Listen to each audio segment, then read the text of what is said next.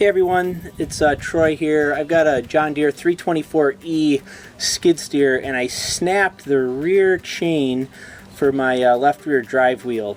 So I just wanted to walk you through the process of replacing that and go over what's needed to do that. So first thing you want to do is you want to actually break free all the lug nuts. Just loosen them a little bit. Uses a 1-inch socket to do that. Then once they're just a slightly unloosened, you can raise the unit here, and I've got this unit on jack stands, and it's nice and secure. So once the lug nuts are all removed, these are all 1-inch lugs. Once they're all removed, the tire actually just comes right off really easily from the axle. From there, I actually have a 9/16 hex drive, and that actually goes underneath here to the drain plug. And I tapped that a few times with a hammer and was able to loosen that drain plug and drain out all the chain case oil into my drain pan. Once that's done, I went ahead and removed these nuts all the way around this chain case access panel. These are 3/4 inch nuts, and was able to remove that quite easily. There is a cork gasket. It looks like it's in great shape. I'm not looking to replace that here when I'm done. The actual axle, drive axle, comes off using these 11/16 nuts, 11/16 inch nuts. And once all of these are removed, this axle assembly just comes right out. Once that's done, you have everything open and accessible. I was able then to go in here and take out my broken chain and put in a brand new one, and there's a sprocket here.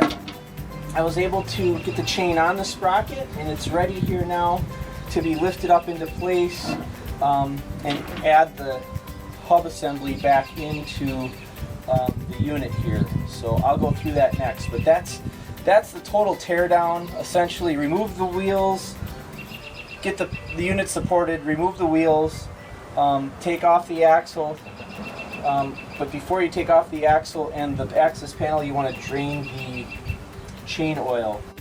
So we're going to install the drive axle back into the sprocket here. One person's going to push the sprocket over, and I'm going to lift the axle up in place and hopefully be able to get it up into the splines into that well, it's not a hub, it's the gear assembly here. So that's the plan. I want you to, my hope is you're going to put it right there, and I'm hoping that I'm going to be able to tilt it in. You back up a little bit.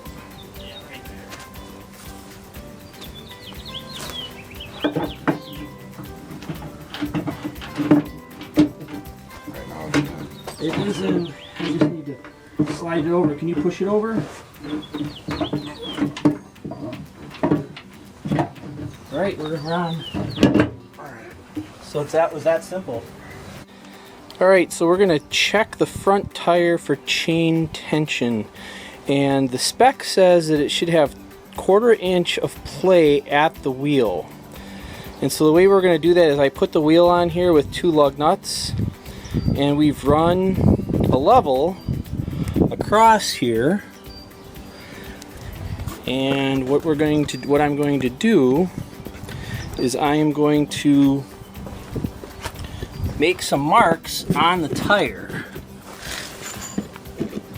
so that you can see, we can see how much of the space is. So the first thing I'm going to do is lift the tire back to the left, and I'm making a mark on the tire using the level as a frame of reference. Okay, got that one.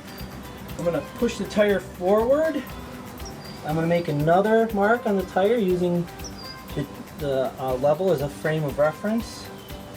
Now that I've got that, we can take the level off, and we can take the tire off. In this case, we've already looked, but just to show you, 2 lines. Actually, I'll bring the camera over here and show you the two lines.